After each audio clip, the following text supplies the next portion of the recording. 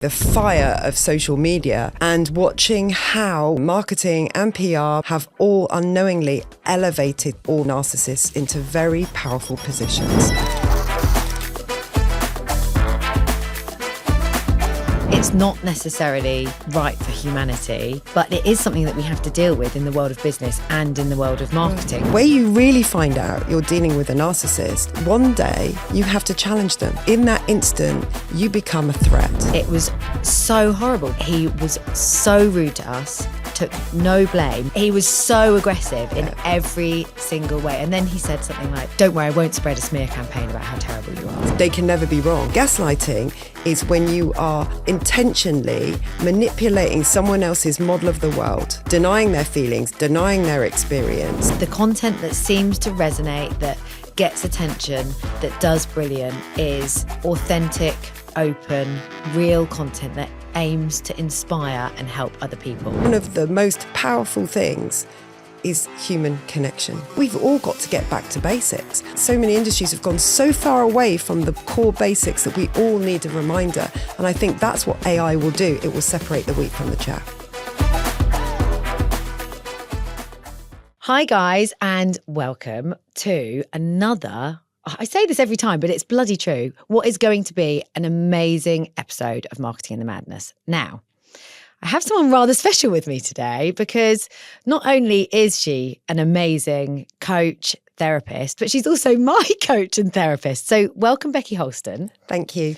We're in different chairs for a change, aren't we? I know. It feels really weird because usually it's you trying to get stuff out of me. And today I'm going to be getting stuff out of you. I think this is called payback, isn't it? Yeah. Expect this session to be mean, guys. No, it's not. It's going to, I hope, well, it's not going to be a therapy session. I mean, maybe we could live record one of my therapy sessions one day, but it maybe is going to be a therapy session for you and for your business because we're going to cover quite a range of topics, but really, well, for me, I'll give some of the highlights of the things that I'm excited to hear about today or excited to dig into is one, the kind of rise of almost narcissistic behavior when it comes to people promoting their personal brand and what that means for brands and businesses when we communicate with them.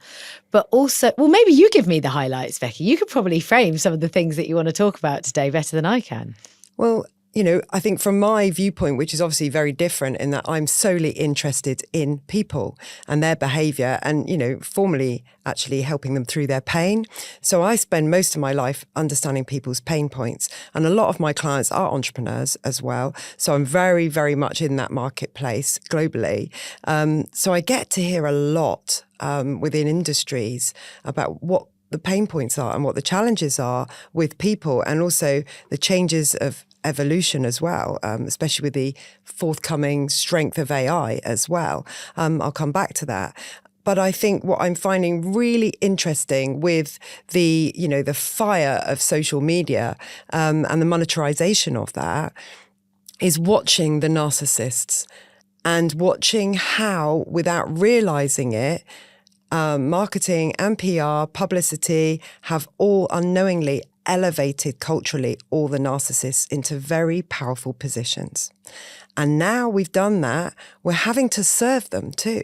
Yeah. Scary. I mean, I watched some of as much as I feel mean saying this, but, maybe I will or won't call people out, but some of the podcasts that I adore and love and the content is brilliant and the interviewing style is brilliant, you can see those personalities, their egos growing. And that's exactly like you say, is influencing a whole load of people underneath them to act in a similar way. And it's not necessarily right for humanity or for people, but it is something that we have to deal with in the world of business and in the world of marketing, right. Because every talk that I do at the moment, I was on a panel discussion yesterday, people are asking questions like, do I have to elevate my personal brand in order to attract and engage an audience? And my kind of answer and view on that is yes, because humans buy humans. Gone are the days, because of the way the world is now, gone are the days where businesses can show up with, someone framed this quite nicely yesterday, actually, with pretty pictures and circles and shapes and, that's enough to capture people's attention. I'm not saying good design isn't enough well, I actually am.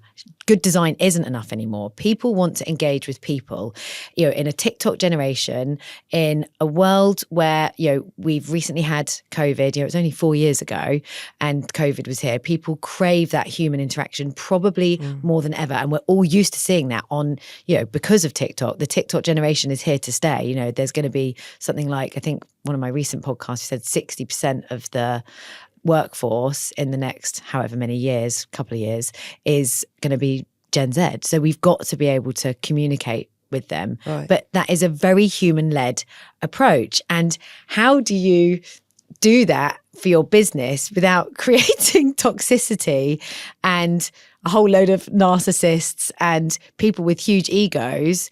I mean, we're already worried about Gen Z. We're potentially helping, them, I don't know, display even worse behaviour and show them that you need to be even more like this. So we've got to be careful. Right. And I don't necessarily, I think, Gen Z have actually got some different emotional development that we may not quite understand, but they're not necessarily going to be led in that direction, which is why they're resistant to some of the things that we have emulated, and they're refusing to model that. But I think coming back to that point, I think if you're, marketing is psychology. It's just psychology on a platform, whatever that platform is, and it is a communication. You're absolutely right.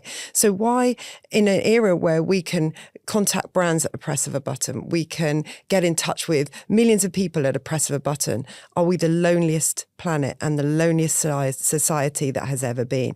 And obviously loneliness then impacts our mental health, our physical health too.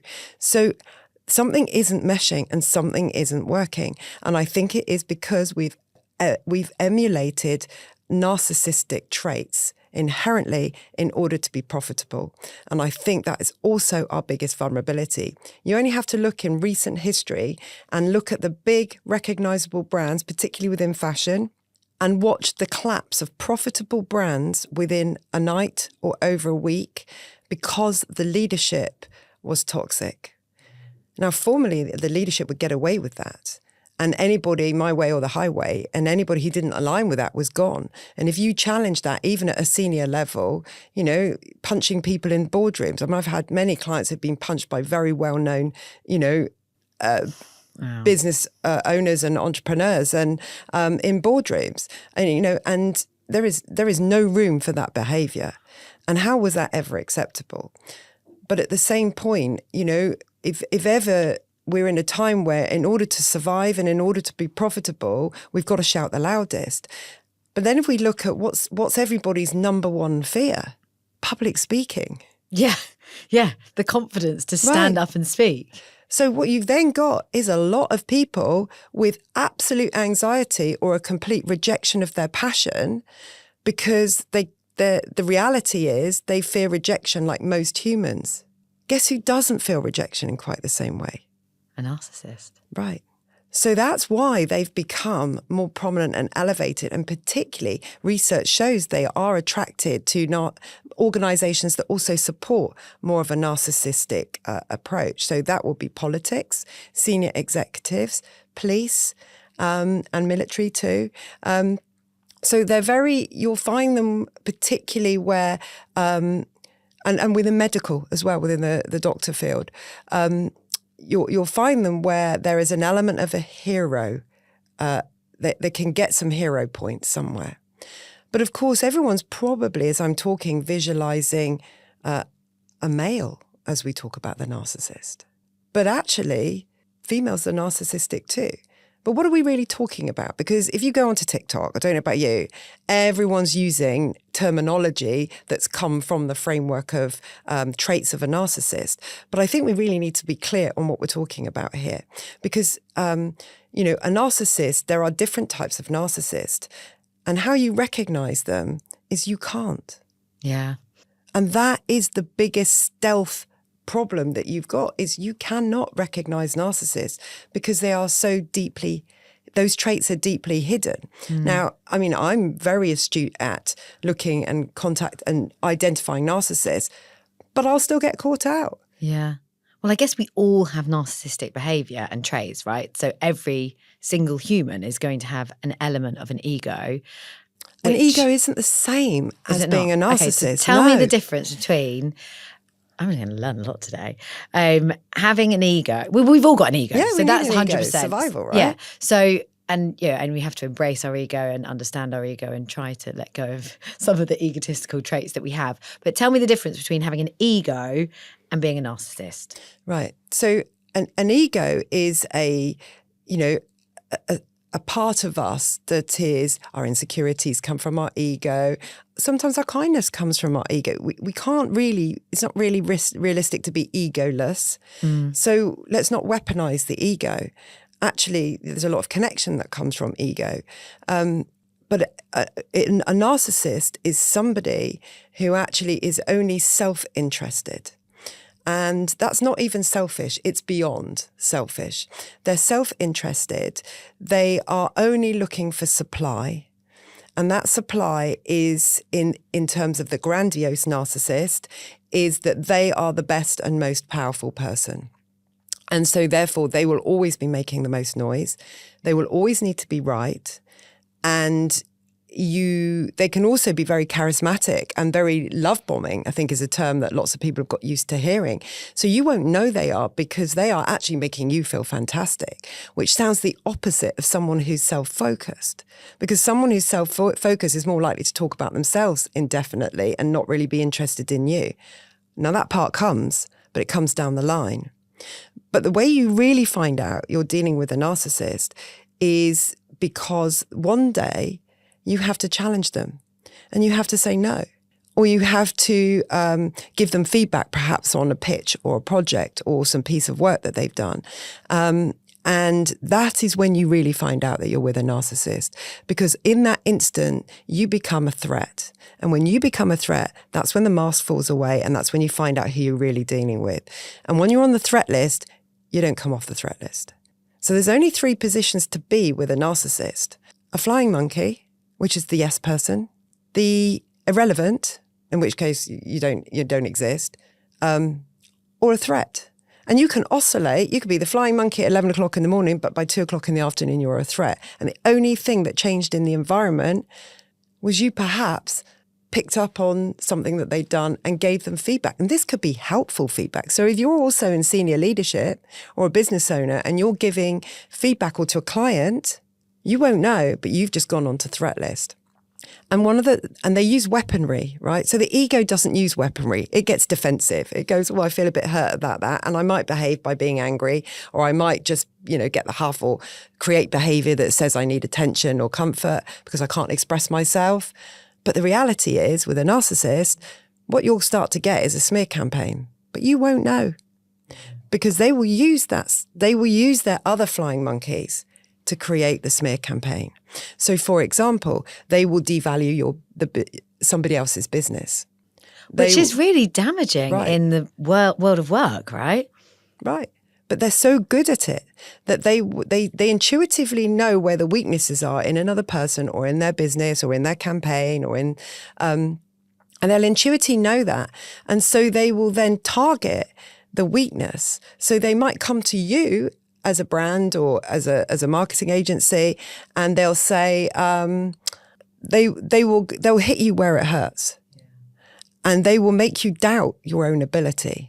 Even if your credentials super stack up, but they will make you doubt your ability. And if they do that enough, they start to psychically attack your belief system. I've had that with a client. I can literally think about who it is. It is a man. And it was so horrible because the team were working really, really hard. And this particular client they basically didn't want to pay the full amount of money for our services. So and I will never do this again after that experience. This is a few years ago now, probably we were a couple of years old. And also at a point where, it was tough. I had a lot of mouths to feed, and we basically won a client or took the client on when we shouldn't have done. We didn't even de-scope. We did de-scope, but we, as well as de-scoped, also, discounted. And we weren't able to do what we needed to do. We were relying on his team to do brilliantly at creating the content, which we usually pick up, and they couldn't do that. But and I warned him at the beginning, I was like, we're going to be heavily reliant on your team creating great content. And we were continually feeding back saying, the content isn't good enough, doesn't work, it's not going to land.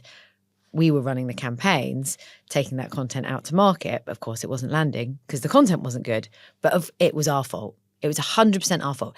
We parted ways and we went on a call with me and Nicola, who's still with me, my head of strategy. And he was so rude to us, took no blame, basically tried to ask for a refund. And I mean, I stood my ground and I was like, look, we told you this at the beginning. We're only... If we're only, said, no, you didn't. Well, he had backup. He was so aggressive in every single way. And then he said something like, basically said he won't spread. Don't worry, I won't spread a smear campaign about how terrible you are. So he actually used the language smear campaign. He did. He's like, don't worry, I won't tell everyone. I won't badmouth you. I'm not like that. I was like, well, you obviously are. Otherwise, you wouldn't even. Why would that even come into your mind? Like it was almost like a passive aggressive comment, and I have had to come up against people like that a lot in my career, like, nasty, backhanded, take note. I mean, most of our clients, 95% of the people that I've worked with throughout my life and my career have been wonderful. And I'm very picky about who, we're picking the client as much as they're picking us. But many times I've had to deal with this, I can probably think of 2 or 3 in the 5 years that I've run Street. That particular one was very, very bad, but there's probably been another couple that I can see them. They are actually all men. Right. But the distinguishing issue there was you went back and you, in some way, not in this way, but in some way said, you're wrong. Yeah. Right. And they can never be wrong. No. Ever, ever, ever, ever be wrong. And so they use a technique called gaslighting, which again, everyone's heard of. And the TikTok generation, they're kind of getting this gaslighting wrong. It's evolving into something that it doesn't mean. And, people accusing their partners of gaslighting just because they've put a boundary down with the partner or they've disagreed with what somebody is saying. Gaslighting isn't disagreeing with somebody else's experience of something. Gaslighting is when you are intentionally manipulating someone else's model of the world. So denying their feelings, denying their experience, in order to manipulate them. And that's the change point in order to manipulate them. And that's to get your supply. Look, we can all feel vulnerable when we're, when our wounds are exposed. Perhaps we made a mistake, we got something wrong. It goes from school, have you done your homework? Yes. We can all lie a bit, but that's not gaslighting. It's for the purpose of manipulation for personal gain.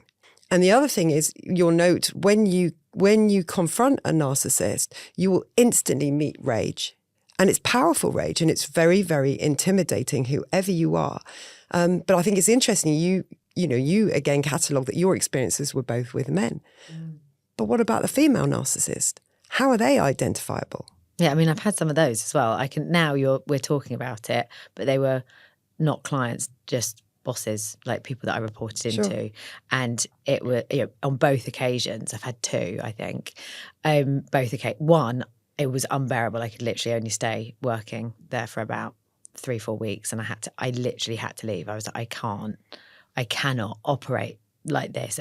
I think she found me a particular threat, and I was standing up to her. Potentially, she was actually. You weren't the flying monkey. No. You were the threat. Yeah. There's only 2 places you can be with them. And she was the CEO, and I reported into her of a big. I mean, be careful about what I'm saying here, but of a big agency group. I think probably people that worked there at the same time, if they're listening, will know who I'm talking about. They're huge organisation. But they probably had the damage done to them as well, because nobody's immune. We all needed therapy after working for her. I mean, it was hard work. So do you think female, leaders or, female narcissists in the world of work represent differently to men? How can we spot them? They can do. It really depends on, again, what they've modelled and how they use their power. But in general, the female narcissist, I mean, males also fit into this category too. But women tend not to get away with the sense of grandiose that men are revered for. You know, we can't say we're great on any level and it for to be accepted. So we tend to lack the ability to have the grandiose. But I mean, there are plenty of females that do have that, but they're even harder to spot, the female narcissist, because they're lethal, because they will play the vulnerability card beautifully, particularly, you know, in relationships. And I think this is what people find the most confusing, is they seemed so vulnerable and kind and took care of somebody else's needs. But the reality is they were always devaluing you behind your back. Always devaluing behind your back. And they're called the covert narcissist. And they're normally kind of very capable, but they will present themselves as being incapable, but only on simple things. So it could be, you know, they'll always ask advice. They're brilliant at asking advice. To reel somebody in. But the things they need advice on aren't things that are particularly taxing to that other person. Whereas if I needed, you know, asking for help for me has been something I've had to learn. I will not ask for help. Yeah. But, you know, they're very, very good at asking for help. But again, that's not to say that everyone who's good at asking for help is a narcissist, because here's the complex thing. It's never one thing. Yeah. It is only when you put lots of different behaviors together that you can understand that somebody is inherently narcissistic. And there's also a difference between having narcissistic traits. So that might be self-interest. It might be a sense of grandiose, you know, being very extrovert and dominating in a space and not really allowing anybody else to flourish. Doesn't mean that you're a narcissist.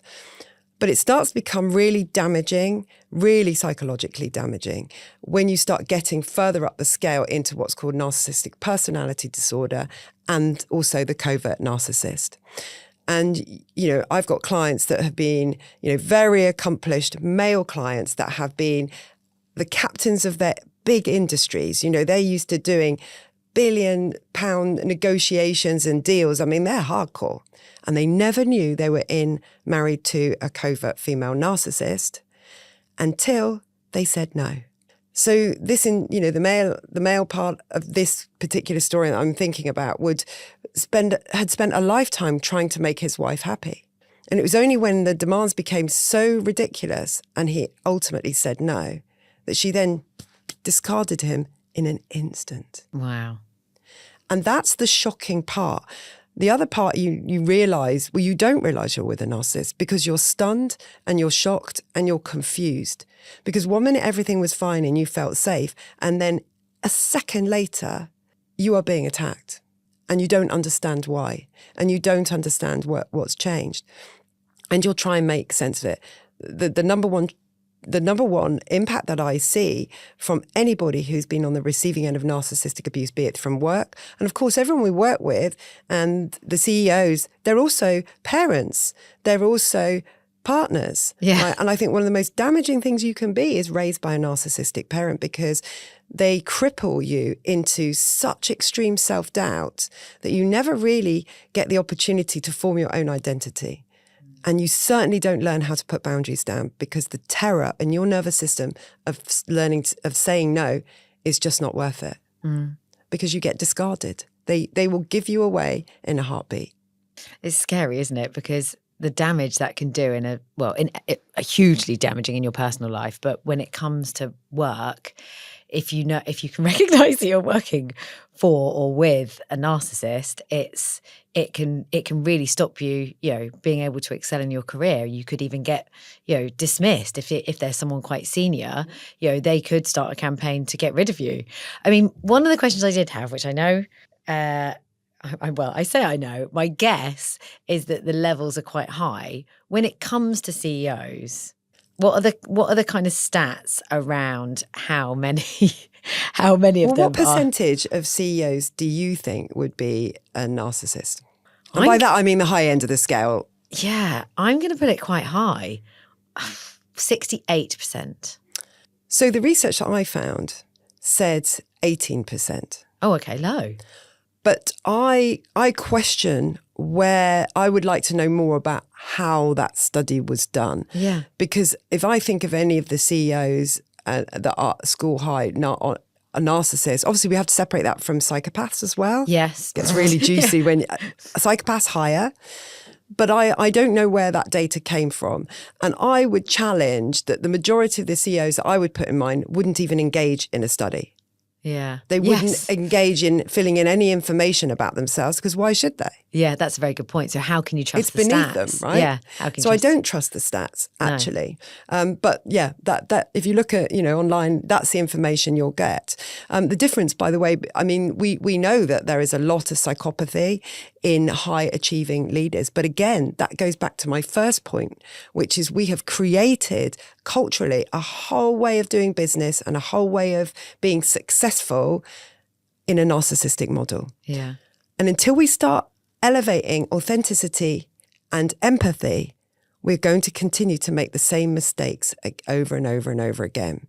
And then if you bring AI into the mix, when so many things will be replaced by AI everything that has no fear of failure, has no fear of rejection, has none of that, where does that leave your human intelligence? And that is where the narcissist will become more exposed. Because you can only fake empathy to a certain degree. So I actually feel that the next era, with the Iron Age, we've had the tech age, the next era will be the empathy age. I like that. Well, I hope it's a good empathy. Right. So how do businesses that communicate for a living learn to be better with empathy and authentic communication? Particularly if there's a disconnect from serving the dinosaur culture of narcissism. And I think you can see that coming through. So there's two things that I want to kind of delve into here. One is we could teach AI to be narcissists, or to be narcissistic, so to speak. So we've got to be very careful about what we put out. But if I think about, the content that I put out and where and when I get engagement, it's not when I'm kind of showing off or deploying maybe, some of my more egotistical traits. It's when I'm being very open and real and authentic about my failures. That's what people don't want to, when it comes to human psychology in marketing and kind of thinking about how you're positioning yourself in your personal brand, which I think could be something really interesting for us to dig into, by the way. For me, I'm starting by thinking, what do I want to be known for? What am I trying to achieve? I've got two really simple goals with my content. Well, I say goals. Obviously, the overarching goal is to attract and win new clients. I guess the secondary goal is to inspire women to grow in their career. So that's two things, my two objectives that I'm really trying to achieve. So first up, I'm going to talk intelligently and help people overcome the challenges that they have in their marketing. A lot of my content, anyone who listens to this podcast who follows me on LinkedIn will see that kind of content. But I also talk a lot about, of course, how to empower women, how to grow in your career, how to overcome objections, how to position yourself better, how to, break through that glass ceiling, the policies that need to change. But amongst that, I lace in human content about Katie, because people have to know and trust me and understand who I am so that they can engage with me. And I think if you don't, there's a lot to think about, right, when it comes to personal brand. And I'm going to brand up something else, which I'm going to frame as professional brand, because I am doing this professionally. It does include personal stuff, but really I'm doing this to grow myself in my career. So I'm kind of labeling it, professional branding. And actually, in order to do that, you've got to lace in some personal brand. But my key objective is to help people and to help them authentically. So it's not about showing up in a not aggressive way, but it's I think we've got, when it comes to psychology, we've got to understand what it is people want to buy from people, right, and how to engage with them in a human way, especially when we've got this AI, the bots are taking over. They are. But I think you hit it there. It's about making a difference for you. Yes. And what that is a core value. And it's a core value driver. And when you meet it, you feel it. And you feel its authenticity. With a narcissist, they can bombard you with noise and love bombing and gifts and compliments and all of that. But there's something inside that makes you go, oh, I don't quite trust this. I don't quite trust this, and I don't know why.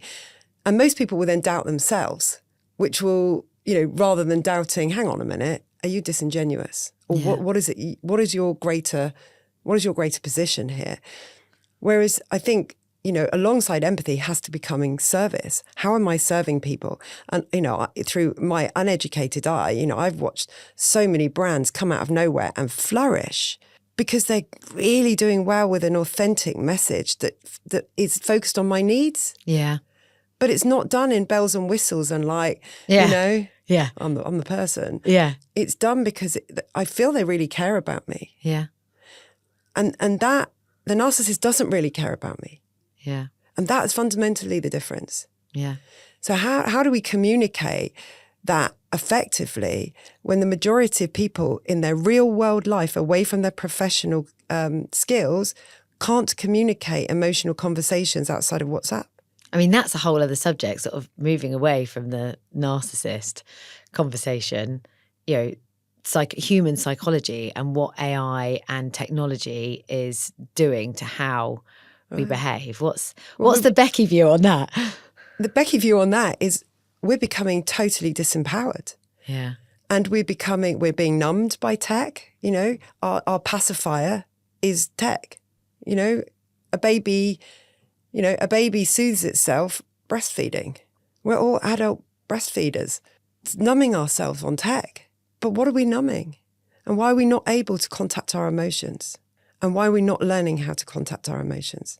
And what do we do with our negative emotions? And that's what we're missing. My generation, we're my parents were post-war. I was raised by the Get On With It brigade, right? What are emotions? We don't have those. Your daughter has been raised that you have feelings and emotions and anxiety, but they're not being models of how to feel those feelings.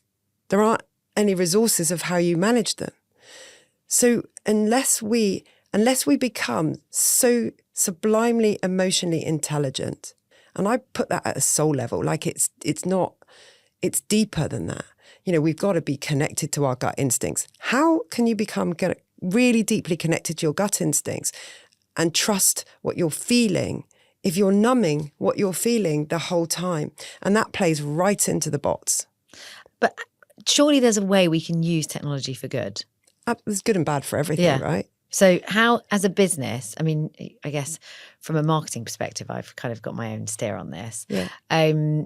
But can you how can you, because we are all numbing ourselves on, I mean, I woke up this morning and thought I'm going to meditate, and then I didn't because I sat on my phone for the 5-10 minutes that I was supposed to meditate for. Like, how do we stop that technology? Like, it can just overtake. There's so much opportunity for good with technology, because if it's used in the right way, there are some great technologies. Like I love the Calm app that helps me with my meditation, and I'll listen to, I don't know, things to help me go to sleep or whatever it might be. There are technologies out there that really help people with their mental health. My brother's been using an app that he has a coach in, and he's like, and it's an AI bot that is, and he's like, I know it's not perfect, but it really helps me when I'm feeling rubbish and I just need someone to talk to that's impartial right there and then. But then I would say, when you're hungry, a Kit Kat will give you something more than you had, but is it giving you any nutrition? No, true. Yeah, that's a good point. Yeah. So I think there's a big difference, and that's the thing. I think we're so thirsty for connection. Yeah. So thirsty for connection that anything is better than the nothing that we had. So we also have to be mindful that we're not being led down a blind alley, because one of the most powerful things is human connection, right? And obviously, as marketing, what you're trying to do is take that out into the wider world. And I think we've all got to get back to basics. I challenged a CEO of a big insurance company a little while ago who was banging on about values, right? He's a good guy, great leader, banging on about values, but in a way that he was so detached from the values he was talking about, right? Now, a bot isn't going to see that, but I could see it, because there wasn't any alignment between what he was saying you know, although he was very clear about what the values were.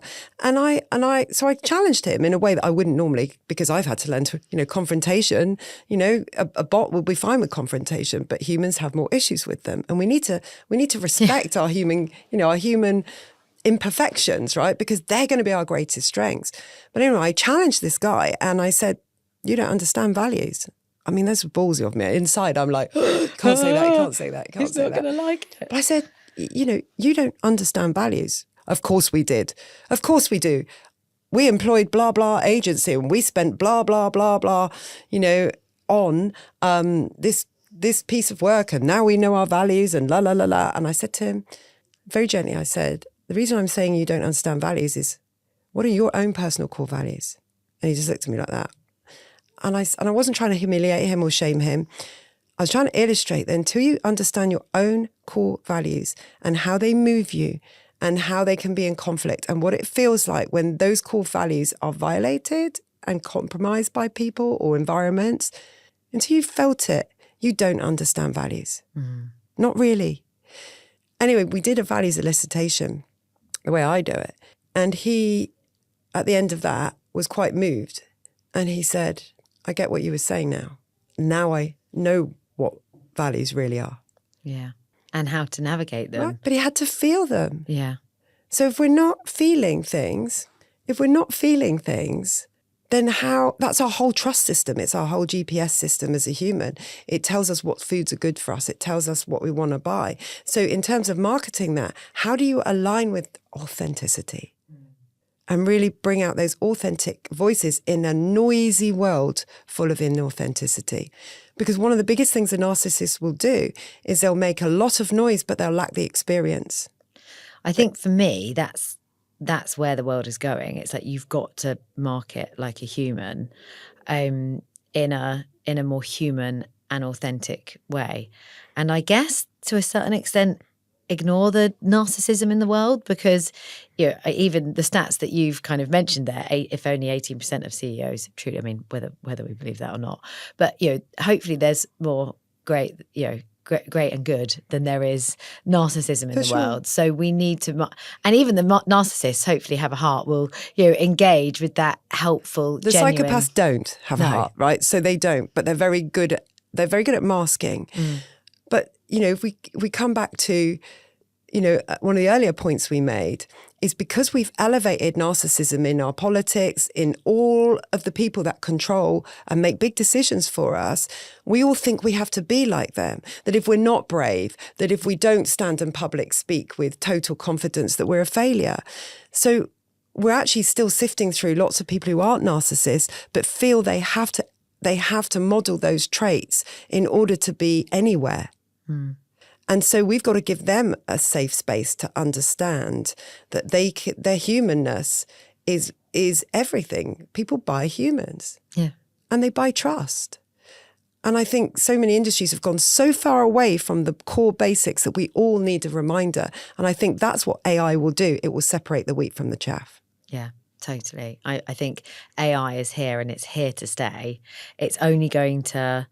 I was talking about this yesterday. When it comes to marketing, AI is, you know, that you either master it or it masters you, essentially, and it will master all of us. What we put in, there's a really cool book actually by Mo Gaudick called Scary Smart, and the internet, AI, which has been around for ages, it's all just been blown up since ChatGPT came out, and it's a bit more accessible for everyone to get their head around what it is. But it's in most platforms. It's in most platforms I've been using for years to run up my business, to, you know, run our marketing campaigns.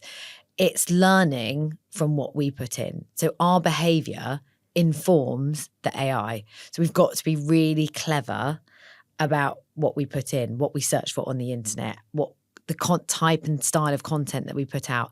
I feel like from what I see happening, we're putting good in. You know, the content that seems to resonate, that gets attention, that does brilliant is authentic, open, real content that aims to inspire and help other people. I think that is, you know, at the core, people want to engage with people, like we say, be real, show up as a human. Don't worry about in fact, we were just chatting about, we were making a coffee And one of the guys in the office, who's a solicitor, said to me, "You'll be really proud, I did a video." And my advice for anyone looking to, start to develop their own content is just show up as you. Don't pretend or try to come across or be, because people will see it. Like, there's no hiding from yourself. Like, if you're not a natural presenter, like, again, I was sat on a panel yesterday, and the guy, who actually I love and know very, very well, Richard, he was like, "I'm really nervous and this doesn't feel natural to me," but he's brilliant and he's got a lot of value to give. But he was just really open about that at the beginning. He was like, "I'm really nervous and I really don't like doing this. So if I come across rubbish, like, apologies, guys." I mean, he didn't. He absolutely smashed it. I mean, you could see a tiny bit. I feel I've got quite good empathy with stuff like that. That maybe he was a bit nervous, but he spoke beautifully. He came. So I think if you're thinking about your personal brand and how to show up, unless you are incredibly narcissistic and you think you're brilliant anyway, don't worry about it. Show up as you, be authentic, be real, because people actually prefer that than you trying to mask your anxiousness or your, vulnerabilities, because then you look inauthentic and people don't want to engage with that, right? Yes. But I think that's okay when you're the captain of your own ship. Yes. But exposing your vulnerabilities actually is really, really difficult for a lot of people, because their relationship with feeling vulnerable comes from trauma. So putting yourself out there, it's been my least comfortable thing to do. But I know I've had to overcome it. I mean, I used to even having my photo taken was like, I was like Chandler from Friends. I would just sort of pull this funny, that was my one pose that I could do. And inside I was like disappearing. And, I had to work to overcome that. But also to understand that I was strong enough to be vulnerable, strong enough to understand that I'm never going to be perfect. But for a lot of people, they don't have that development, and they're not in environments, relationships, families, businesses, where they can show their vulnerability, because the minute they do, what will a narcissist do with that? They will weaponize it against you. Yeah. And if you've had that experience, particularly if you've been raised by a narcissist, then, being authentic and you're vulnerable, the alarms go off, so we all learn to protect ourselves. We put up what's called heart walls. We protect ourselves from even feeling what we're feeling. We cut ourselves off from the head and the heart. And then we wonder why we're overthinking. Yeah. So it's a very complex, and I think we can all learn from each other. I think that's the amazing thing. We can all learn from each other. But if we take something back to a human fundamental basic, if you put two people in a room together, their heart rates sync. Oh, wow. I did not know that. Yeah. So I use this, it's one of the biggest parts of my job, is that sometimes some of my clients are very chaotic and they bring in a lot of distress, right? And I have to use my nervous system, my whole nervous system, to create that calm in the room. Because if I'm not creating the calm, their chaos will lead. Is that what happens when I come in? Probably, sometimes. Because I know I'm basically I feel like I'm Roadrunner most of the time, like running around. Roadrunner. Yeah, I honestly do feel like that, especially this week. We're going to have a coaching session after this, so we can delve into all of that. But so in reality, right. You're in a meeting with your boss, you're in a meeting with a client. The strongest energy sets the tone. Wow. That's how you defeat the chatbot. Wow. Or you use the aspects that are an asset. And the same with, there was some very good research done with doctors, right? Where the doctor just came in, gave a placebo to the patient, and they all had a certain condition, and they monitored how people recovered from the condition. And they had one group where, here's your medication, which was a placebo. And then they had another group where the doctor spent time connecting and talking and soothing the patient. And guess which group recovered better? Bear in mind, neither were given any medication. No. It was the group actually that had the time and the connection from the doctor. And that is our superpower. Yeah. But if my intention is to harm you, or my intention is to take what you've got or destroy you to make myself look better, what's my nervous system bringing into the room? Yeah, well, toxic energy, I guess. Right. And how does that trigger other people? It makes them feel like they need to protect themselves. So then it's very difficult to do your best self. And anyone who has been on the receiving end of narcissistic abuse, it will give you PTSD. It's psychologically so damaging and very difficult to recover from, because you've learned to, in order to survive it, you've learned to not trust your own self. And it's actually your own self and reigniting that puts you back through survival. And learning to trust yourself again is difficult, particularly if you're still, especially for people, for example, co-parenting with a narcissist. The floor will just keep, in Harry Potter, when the staircases keep changing. That's co-parenting with a narcissist. Such a difficult thing to do. But there are ways to deal with difficult people. We can't change them. And that's the biggest mistake. Most people's healing is suffering because they're trying to get the narcissist to understand their own behavior. And that is never going to happen. You're never going to get the snake to understand why it bit you. For most humans, we make mistakes. We can say the wrong thing. We can be thoughtless. We can defend ourselves and hurt someone else without realizing it.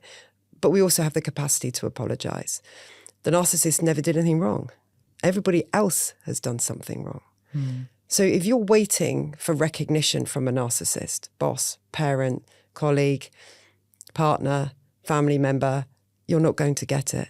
And if your healing is dependent on that, you're going to be stuck in the trauma for a long time. So you have to let go of the need for their recognition, number one. Number two, learn to put boundaries down, but pick your battles. The big mistake that a lot of people make, particularly in business with difficult people, is they realize they need to put some boundaries down. Perhaps they need to protect their personal time. Perhaps they're getting emails at 3 a.m, 10 in the morning, 10 at night. They need to put some boundaries down, and then they feel powerful. Yes, I've done this boundaries thing. I can put some boundaries down. And so then they start putting loads of boundaries down, and then they get walloped. And they get walloped by the narcissist, because the narcissist is going to completely mow through and punish you for those boundaries. Yeah. So you don't take your power by taking it from them. No. That's, don't fight fire with a narcissist. You'll lose. Scary. The narcissist I spoke to you about was definitely displayed a lot of that. I can really relate to that. And it's hard. For me, the only way was out. I just couldn't work like that anymore. The best way is no contact. Yeah. And the best way is to get out. But then, that can really activate a compromising fear of failure or rejecting a client, right? Yeah. You don't want to, because also it's often, my experience of this is, the person that potentially is a narcissist is not necessarily the person that we're working with day to day. No, they're the flying monkey. Yeah, they're up there somewhere. We're working with the flying monkey, and then the narcissist steps in, pressing all the buttons. Yeah, and I feel terrible for the team and for the staff as well. Like, it's hard, but it's tough, because I'm sure there are some things in there. I'm thinking, oh gosh, sometimes I email my staff late at night, or hopefully I'm not a narcissist. Am I a narcissist? You know me? No. No, good, okay, phew. You can say yes if you think I am. No. Okay. And that's the other thing, right? It's not one thing. You can't, on any given day, we can look at anybody behaving in certain ways and go, they're a narcissist. It is never one behaviour. It's a whole suite of behaviours which you'll observe over time. Yeah. And, and there are, if you're only looking at one behaviour, there are elements of, for example, people with neurodivergent. One behaviour might look like that's narcissistic, but they're not a narcissist. No. So you cannot judge someone on one behaviour. You know who does that? The narcissist. Yeah. Because they've learned about narcissists. Yeah. And they can use that as a weapon against their partner, against their staff, against their business partners. I wonder how many businesses, I've been involved in, some of the fallout of this, where I've been dealing, in a partnership where one partner is a narcissist, but you only find out 5 years down the line. Yeah. And then trying to get out of that is just impossible. And they, lawyers love a narcissist. if they're representing them, because the money will keep going on, because they have to have the last word. They have to win. So they keep starting the fights, and you don't understand why they don't go away. Can you turn into a narcissist if you've been around a narcissist for a long time? Are you more likely to? You're not a narcissist, no. What you might be doing is modelling one for safe. You know, as I've said, the whole world is having to, our ideals of success and what that person looks like is based on a lot of narcissistic traits with no room for vulnerability, because traditionally the masculine has rejected vulnerability. So there's no place in business for vulnerability historically, yet we all want to sell to humans. So let's get rid of all the human elements, and sell to humans, right? Yeah. And then that's a difficulty. But no, it's narcissists are not identifiable from one trait, but narcissists will use now the information of narcissistic behaviour. You're gaslighting me. Yeah. Don't you come to me with your smear campaign? Yeah. Or they'll go round, yeah, my boss is a narcissist, my cousin's a narcissist, my dad's a narcissist, everybody's a narcissist. Yeah. But not them. They'll never look at themselves. I mean, I've had I did a lot of podcasts on this subject, which became very, very successful. And I got some really interesting people contacting me. But there was the odd one or two that I knew were narcissists. And one actually did come and book one session with me. And I clocked very early on that this individual displayed none of the footprints of being a victim of narcissistic abuse. None, not one. But what they actually wanted to do was pick information from me that they were going to use to weaponize against their partner in a divorce. So they wanted the language. I mean, they weren't upfront about this, but I knew what they were doing. They were farming me. And I was like, okay, I'm getting played here. This is interesting. And then, so I, we went with it. And then towards the end, I turned the light back on him. And I asked him about his behaviour in the relationship. And that's when he had to ask and answer. I think it was probably more a psychopath, to be honest. And they have to answer honestly. It's just that no one will really ask them the right questions. And if you do get back that answer, you won't believe someone's actually going to be that vile. But he, as soon as I put the guns on him, he went nuts and wouldn't look at his own behaviour at all, and left and never came back. Wow. Well, that's good, because you've identified, and I guess that's how you can deal with it similar. Well, it's hard when you're an employee, right? Because if you've got a narcissistic boss and you want to keep your job, what is the escape route? I guess look for a new job. Right. But maybe that's it. But then again, you lose. And that's the problem, right? You lose. Yeah. But there is no, but what is the solution? The solution is to learn to play the flying monkey game. It's to understand what you're dealing with. It's to understand that the reason you're confused, you're full of self-doubt, is probably because you're on the receiving end of this behaviour. And actually, how do they respond to you when you try and bring solutions, for example, or bring the problem to the table? Not directly with the narcissist, I wouldn't suggest that. But again, you could be working in a business where everything's great and then you have a change of leadership and everything goes, and you're still deeply attached and loyal to your company. People spend a lot of time getting people to be part of something. Then you have a change of leadership and you're still in love with the part that you've been indoctrinated with. Take the police, for example. There is great people in the police and there are some horrific people in the police. There's good and bad in every industry. But that industry has an attraction to narcissists.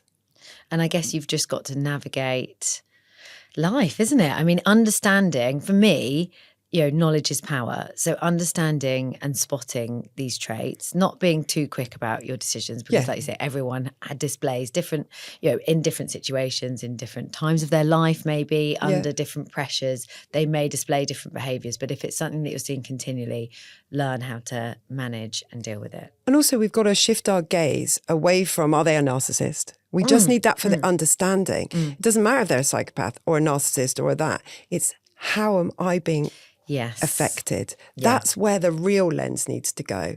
How am I being affected? And what do I need to do to feel safe? Yeah.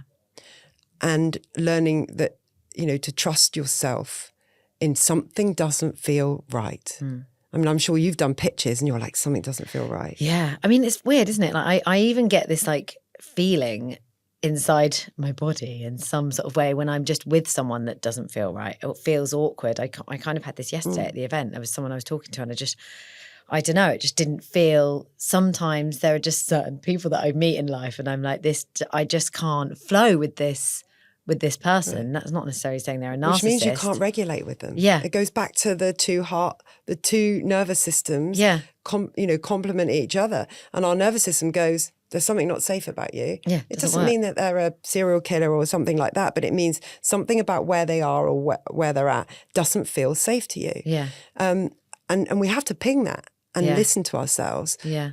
But if you've been constantly told by a narcissist you're wrong, you won't trust that information. No. Yes, we've got to learn. Yeah, it's within you. You've got to learn your own coping mechanisms. And therefore, we've got to spend less time with the bots and more time with ourselves. So if you see people walking down, we don't even walk down the street. No, I mean, I definitely didn't yesterday because I was recording loads of videos, but most of the time, and I do try and do that now. I mean, my time with you has really helped me with all of this is, if I go for a run, I don't necessarily want to take my headphones. I just want to hear the birds and, hear the sea. It doesn't, we're so used to listen to music, listen to a podcast, and please do listen to a podcast, but, being disconnected and not thinking. So now I'm like, well, when I go for a walk with the dogs or go for a run, why don't I unplug, just go completely on my own and hear what my head's got to say about life. Right. And that's what we've got to do. We've got to come back to ourselves and away from all the numbing. Yeah. Because, for most of my clients, that hour in that room with me is the longest time they've never touched tech. Yeah. Longest time they've never touched tech. Phone. And I know if you sit back for a minute, right, and you watch everyone walking around the streets, I thought to myself the other day, is everybody running multi-million-pound businesses and they can't delegate? Because the amount of stuff happening all the time, it's like, why is everyone so busy? Because they're following the sheep, and it's taking us away from our core selves, our core values, knowing what's important to us, knowing what our needs are, learning how to communicate our needs. Same as marketing, right? Yeah. But it starts with us individually. So we have to prioritize looking at ourselves, but not in the way the narcissist does. Yeah. That is how you caveat everything. Everything that isn't right for you, the more deeply connected you are to yourself, keeps you safe, elevated, and physically improves your well-being too. What a lovely way to end, Becky. That was amazing. So there we go, guys. Trust in you. You have it within you. And I think that's a great thing for everyone to take with them, whether you're thinking about your personal brand, your position in your workplace, your marketing strategies. Yeah. Go to yourself before you go anywhere else. Hey guys, me again. I hope you enjoyed the episode that you've just listened to. And if you did, I'm going to do the annoying thing that all podcasters do, which is go and ask you to subscribe, because it really does make a difference to our rankings. And please do go subscribe, leave a comment, give us a 5-star review if you did love it. If you want to get in touch, do check out the email address in the show notes. Most importantly, again, if you're on YouTube, please subscribe by clicking the button somewhere that is on this screen.